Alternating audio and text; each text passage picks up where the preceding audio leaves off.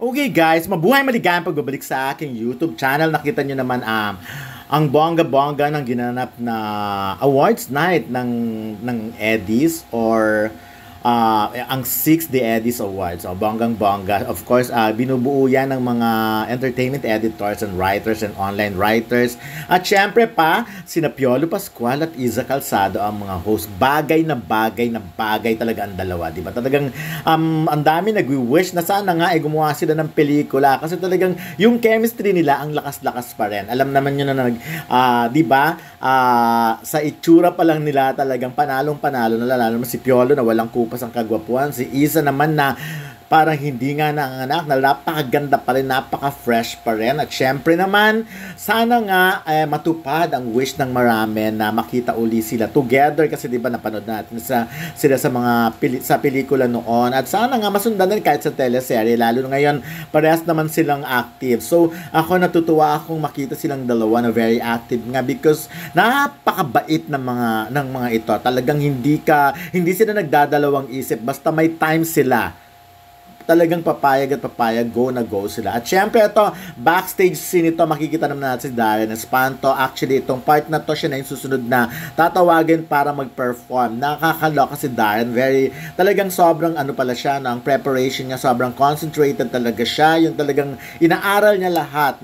Of course, yung steps niya, yung lyrics ng kanta niya. At syempre, pag ganyan kasi, hindi lang naman dahil medley nga yung mga kinakanta. So, ang dami mong dapat i-memorize. Pero napakabait pa rin kahit sobrang focus nang nakita niya si Miss Raytan na ang may-ari ng Beauty Derm na at the time, birthday niya nga pala. So, nung Sunday, kaya yun, binate. Hindi nga nakapunta si Darren. But of course, ina-explain na panay naman daw ang tawag. At yun nga, nagkita sila. So, masayang-masaya pareho. Of course, at syempre, eto bongga rin tong grupo na to, yung girl group na to, na Kalista. Ang laki na ng improvement nila.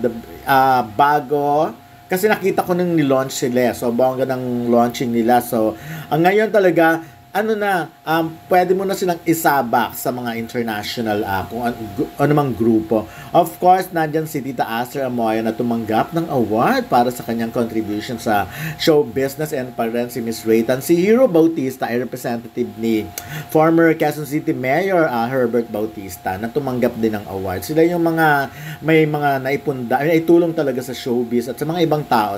Of course, Darren Espanto with Kalista, napakabait ni Darren talaga. I heard him saying sa grupo na good luck at sana marami siyang magagandang wish for them. And of course, ayan si Tita Aster. Sila yung magkasunod na bibigyan ng awards. Of course, nakita niyo naman si Miss Ray again. Kasama kanina si Piolo Pascual. Hindi ko lang na-shoot yung parang sila magchikan, yung super best rin, super yakapan. Sabi nga ni Miss Raytan, si Piolo rin talaga ang isa sa mga pinakamabait na endorser niya. And of course, ayan, nagpasalamat kami kay Aramina because siya nga ang nag-present ng mga best supporting actors and best supporting actress. Kaya bonggang-bonggan. At napanalunan nga ito nila Mon Confiado and Nikki Valdez na talagang nanginginig. Ito, panoorin nyo backstage scene ito dahil bonggang-bongga.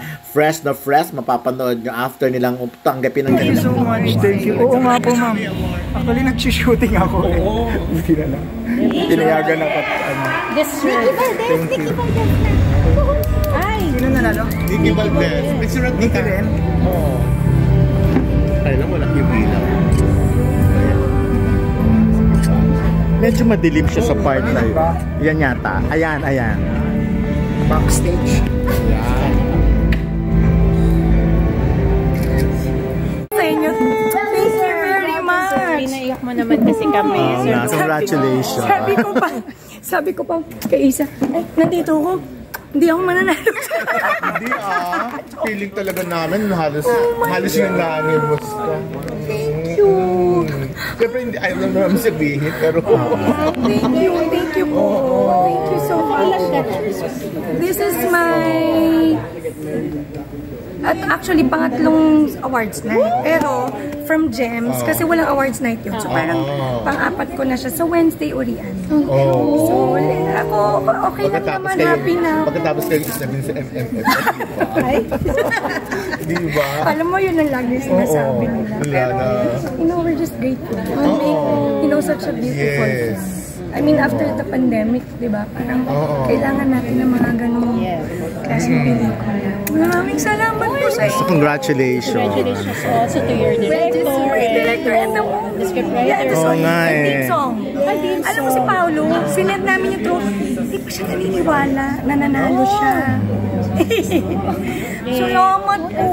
Send you congratulations. Actually, to be recognized na manominate, okay na po talaga. Kasi, malaking bagay yun. It will just inspire us more. Bakit yun naman talaga yung gusto namin. Correct. Hindi lang yung tulong ng mga entertainment Kasi, editors. syempre, after the pandemic, namamatay. At least may man pang sumusugal. Yeah. Diba? Okay naman na mag-selfie with the best support. Thank you! Thank you!